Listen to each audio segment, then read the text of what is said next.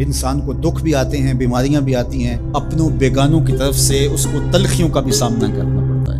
تو اس موقع پر آپ کی زبان کوئی ایسا جملہ نہ کہے جو اللہ کی ناراضگی کا سبب۔ غم تو پہنچتا ہے اور غم سے انسان متاثر بھی ہوتا ہے، یہ تو نہیں ہے کہ تکلیف پہنچے۔ غالب نے کہا تھا روئیں گے ہم ہزار بار کوئی ہمیں ستائے کیوں۔ تو جب سینے میں دل ہے تو کوئی دکھ دے گا تو دکھی ہوگا، دل بے چین ہوگا۔ فرمایا کہ جب تکلیف پہنچے تو مدد کس سے طلب کرو؟ صبر سے، کہ اللہ مجھے توفیق صبر دے۔ روایت ہے کہ سلمان رضی اللہ تعالی عنہ حاضر ہوئے اور ان کے چہرے کے اوپر کوئی ایسے آثار تھے کہ جس کا بہت بڑی پریشانی ہو۔ تو ان کو کہا کہ تمہارا جو دکھ ہے وہ اس کو کہو جو دکھ کا مداوع کر سکتا ہے، غم اسے کہو جو غم خار ہو، جو غم خار ہی نہ ہو اسے غم کہنے کا فائدہ۔ بعض اوقات لوگ غم خواہ بے چین ہوتے کہ میرے کو پوچھے تمہیں کیا ہے، چہرے کے اوپر جو ہے وہ خشونت سجائے، چہرے کے اوپر جو ہے وہ اداسی سجائے۔ آپ کو صدمہ پہنچے تو بعض بات ٹھیک ہے، انسان بے بس ہو جاتا ہے، اس کے چہرے بشرے سے اس کا ظہور بھی ہوتا ہے، لیکن کچھ ایسی چیزیں جو چھپائی جا سکتی ہیں اس کو چھپائیں۔ ہنس کے پیجا تلخی ایام کو ناصر، غم کے سہنے میں بھی قدرت نے مزہ رکھا ہے۔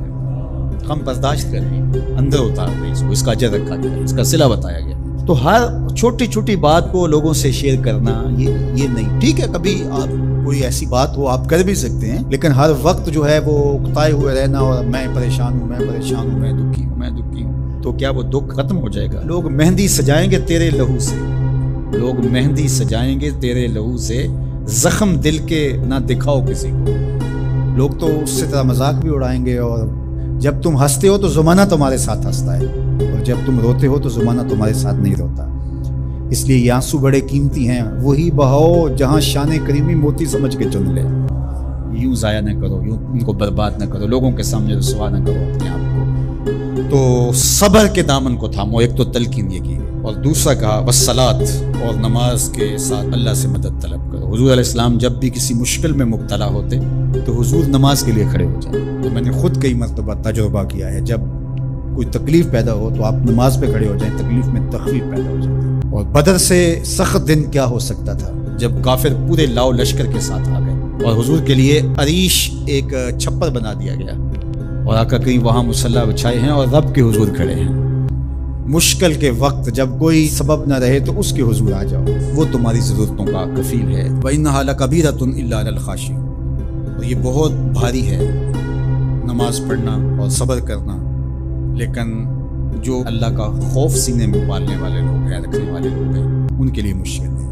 بچے کو صبح اٹھائیں آپ نماز کے لیے تو وہ اٹھتا ہی نہیں ہے، بار بار کہہ کے اس کو اٹھانا پڑتا ہے، اور اس نے سوات کی سیر کے لیے جانا ہو، دوستوں کو ٹائم دیا ہو، تہجد کے وقت ہی تیار ہو کر بیٹھ جاتا ہے۔ اس کا مطلب ہے کہ اس کو نماز کا شوق نہیں ہے، اس کا شوق تھا، جس کا شوق تھا اس کے لیے اٹھنا بھاری نہ ہو۔ میرے والد گرامی سے کسی نے کہا جی جاگ نہیں آتی، تو فرمانے لگے صبح منڈی جانا ہو تو جاگ آ جاتی ہے، کچہریوں میں تاریخ ہو تو یاد آ جاتی ہے۔